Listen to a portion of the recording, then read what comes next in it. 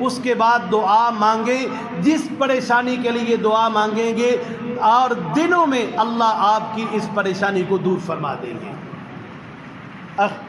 آخری باتیں اعتکاف کے حوالے سے آپ صلی اللہ علیہ وسلم نے حدیث مبارکہ میں فرمایا کہ جو شخص رمضان المبارک میں ایک دن کا اعتکاف کرتا ہے، اللہ رب العزت اس کے اور جہنم کے درمیان 3 خندقوں کو آڑ بنا دیتے ہیں۔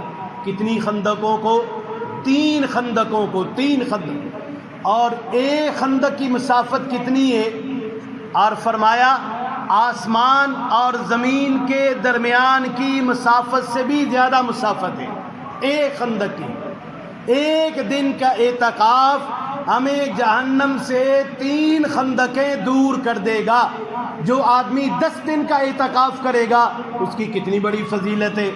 تو اس لیے تمام احباب مسجد کے اندر اعتکاف کرنے کا اہتمام کریں۔ دیکھیں 10 دن اللہ کے در پہ ڈیرا لگا لوگے، بچوں کو چھوڑ کر، بیوی کو چھوڑ کر، کاروبار کو چھوڑ کر، دوست احباب کو چھوڑ کر، سب کو چھوڑ کر اللہ کے در پہ ڈیرا لگاؤ گے، خدا کی قسم اللہ رب العزت آپ کو خالی نہیں بھیجیں گے۔ آپ کسی کے در پہ جا کے ڈیرا لگا لے، وہ تنگ آ کے آپ کی ضرورت کو پورا کر دیتا ہے، یار اس نے تو میرے دروازے کا ڈیرا لگا لیا ہے۔ آپ اللہ کے در کا ڈیرا لگائیں گے، اللہ کی چوکھٹ کو پکڑ لیں گے، اللہ کے گھر میں ڈیرا بسا لیں گے، یہاں ہی سونا، یہاں ہی کھانا، یہاں ہی عبادت کرنی، سارے معاملات یہاں ہو رہے ہیں۔ اللہ کی حضور مانگ رہا ہے، رو رو کے مانگ رہا ہے، اولاد کے لیے، اپنے لیے، عزیز و اقربا کے لیے، دنیا سے جانے والوں کے لیے، امت والوں کے لیے دعائیں مانگ رہا ہے۔ اللہ رب العزت اس کے ہاتھوں کو چہرے پہ پھیرنے سے پہلے اس کی دعاؤں کو قبول فرما لیں گے۔ تمام احباب اس بات کا اہتمام کرتے ہیں کہ انشاءاللہ ہم 10 دن کے اعتکاف کی نیت کرتے ہیں۔ اپنی اپنی جامعہ مسجدوں میں اعتکاف کریں، لازمی کریں۔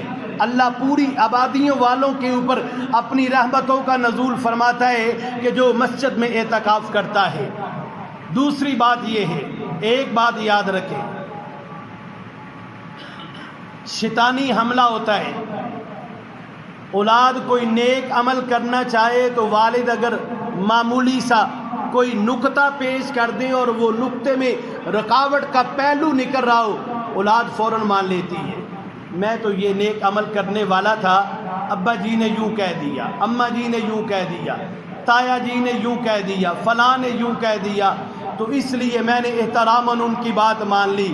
میں ان اپنے ملت کے نوجوانوں سے یہی درخواست کرتا ہوں، یہی باپ ہے تمہیں کہتا ہے بیٹا موبائل نہ چلاؤ، یہی باپ ہے تمہیں کہتا ہے بیٹا چوکوں پہ نہ کھڑے ہو، یہی باپ ہے تمہیں کہتا ہے بیٹا گندی مجلسوں میں نہ جاؤ، یہی باپ ہے تمہیں کہتا ہے بیٹا شراب نہ پیو، یہی باپ ہے تمہیں کہتا ہے بیٹا زنا نہ کرو، یہی باپ ہے تمہیں گناہوں سے روکتا ہے، اس طرف تم اس باپ کی بات نہیں مانتے۔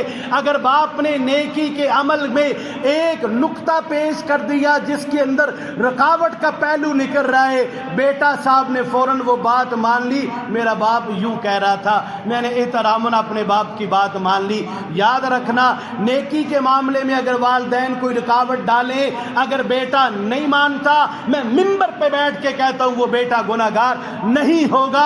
اگر بیٹا گناہ کر رہا ہے، والدین روکتے ہیں، بیٹا نہیں رکتا، وہ بیٹا 101% گناہگار ہوگا۔